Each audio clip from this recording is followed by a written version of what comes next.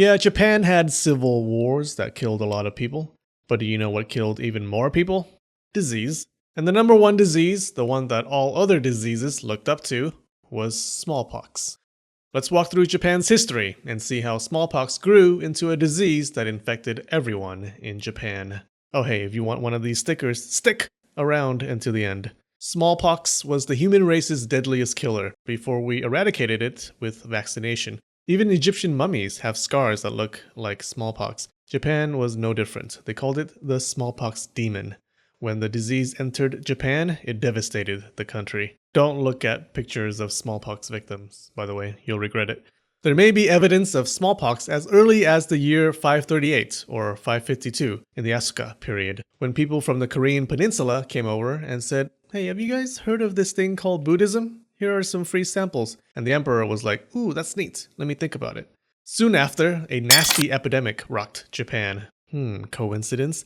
Some people didn't think so and yelled, "Amga, our native gods are punishing us. They don't want us to follow those Buddhist gods."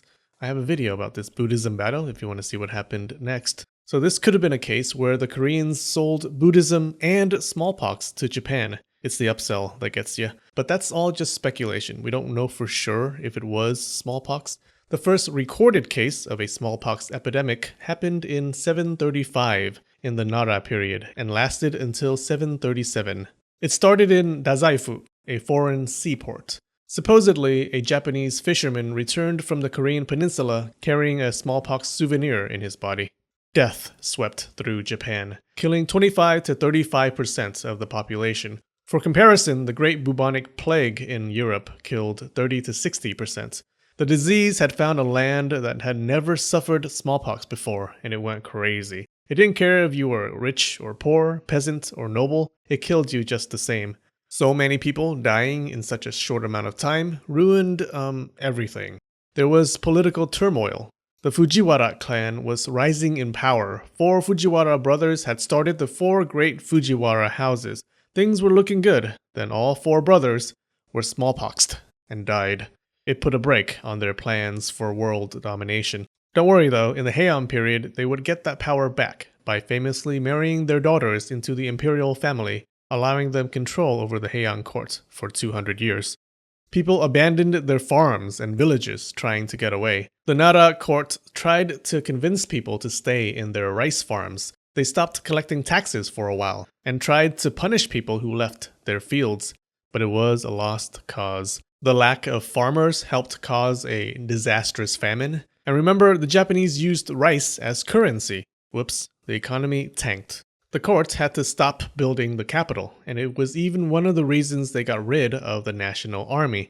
Getting rid of the army was a key ingredient in the stew that would give rise to the warrior class. So as bad as smallpox was, it does get a little bit of credit for making the samurai happen. Thank you, smallpox. After that, like the number of times you visit your parents, smallpox epidemics kept visiting every few decades. But unlike you, the outbreaks became more frequent over time. And a lot of times it started in Kyushu, home of the Dazaifu port. So it seems that early in Japanese history, smallpox kept coming in from outside the country. Smallpox and other diseases may have been the reason why the population stayed the same before the year 1000. But over the Heian period and later, evolution worked its magic, and the disease's impact changed. Smallpox epidemics became less severe as people became more resistant. It slowly turned into a disease of children. By the Edo period, smallpox was endemic for most of Japan, meaning it was always circulating around the population, never dying, like chickenpox and that damn Pepe meme. People had learned to live with smallpox. Though it was still a significant cause of death, it was no longer the mass killer it used to be. Smallpox became a children's disease, and even if you didn't die, you were probably scarred or disfigured for life. 95% of people who died from smallpox were children under 10, and 10% of children's deaths were due to this disease. It was so common that smallpox became a normal part of childhood. They even had a ritual for kids who recovered, where they invited friends and family over for a smallpox mitzvah, Kinsen smallpox. In many places, outbreaks were pretty regular. In cities like Edo, it was always lurking, but some smart people looked at data from this one region and found that smallpox epidemics hit that region about every 3 to 4 years. That means people were able to predict when an outbreak would happen and use it for family planning. Honey, let's wait until smallpox year. If Junior dies, then we'll try for another kid. People came up with ways to fight the disease, mostly superstitious remedies because they didn't know about the germ theory of disease. They subscribed to the yokai theory of disease. They thought it was caused by a yokai, the Smallpox Demon. Yep, there was a smallpox yokai, and if it possessed your body, you got sick. Now, there wasn't a national program to fight the smallpox demon because by the Edo period, the epidemics no longer became a national issue.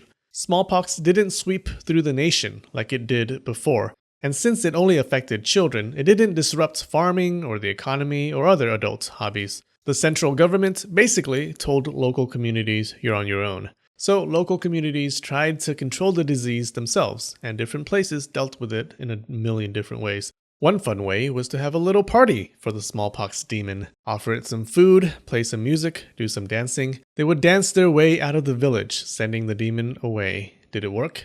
Nope, they probably just infected more victims. People also exposed their kids to smallpox, like some people do today for chickenpox, thinking that getting it as children was better than getting it as adults, which I don't think is true. One very effective remedy was to write smallpox bad in the comment section. It really works. Other very effective anti-smallpox cures included pilgrimages to temples and shrines, religious rituals, potions, spells, and the color red. Maybe I'll do a video about those things later. Now, there were places in Japan where the disease was not endemic, remote places and small islands away from the more populated regions. Smallpox didn't hit these places as often, or at all. You would think that was a good thing. It wasn't. Things were different when the smallpox demon visited these places. You see, it wasn't a disease of children because it liked to infect children. It would happily infect adults, but most adults already had it as children and became immune. You couldn't get it a second time. The fact that everyone got it as children meant that smallpox was super common and infectious, and it would get into your body within a few years. Most of the living adults were the ones who survived childhood, except for the adults in these remote communities. The disease ravaged these places whenever it came, killing old and young alike, similar to what happened long ago when Japan was still a smallpox virgin. They didn't know how to handle it. They would do things that the rest of Japan called barbaric. They quarantined the sick, they broke up families, and sent the sick away from the village or to villages that already had outbreaks. People ran into the mountains to live. They said, let's save the community by abandoning the sick, instead of, let's work with the community to manage this disease. Luckily, when Japan entered the modern era, the smallpox demon finally faced the fight it couldn't win.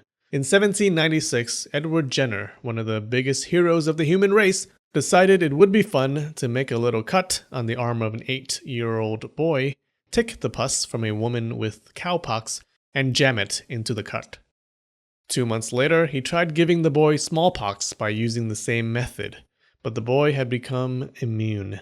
Jenner called it vaccination, after the Latin word for cow, vacca. Dubious morality aside, Jenner's research paved the way for the eradication of humankind's #1 killer. In 1849, a Dutch ship brought the smallpox vaccine to Japan, and they did the first successful vaccinations.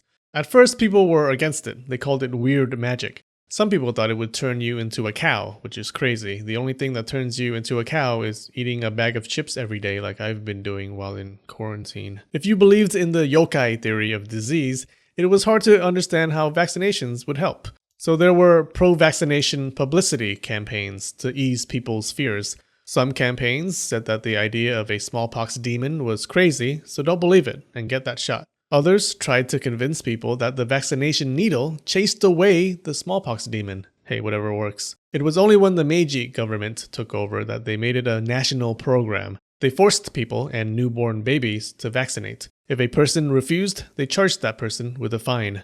If a newborn baby refused, they took away its lollipop. So thanks to vaccination, the mass-murdering smallpox demon was brought to justice. And do you know what would constitute another grave injustice? If you didn't get these freaking stickers. That's right, I have a special offer where you can get one of these sticker sets. There are 3 stickers each. Just sign up for at least $5 a month on my Patreon. Offer ends on April 30th. That's 2 weeks from now. I don't sell these anywhere, okay? This is the only way you can get them. I probably won't run out of stickers, but I could run out of the design that you want, so act quick. You'll get a sticker, and you'll get to help the channel survive a pandemic. It's a great thing to put on your resume. Employers will love it. Hey, want more smallpox videos? You smallpox lover? They may or may not be here. Give it a few weeks. We have a new emperor this week, Christine Wilson. You are amazing, Christine. We also have 2 new patrons, Mellow Fishy, the cutest fishy, and Christina Begley. Thank you so much, you guys. All right, much love and spread the knowledge.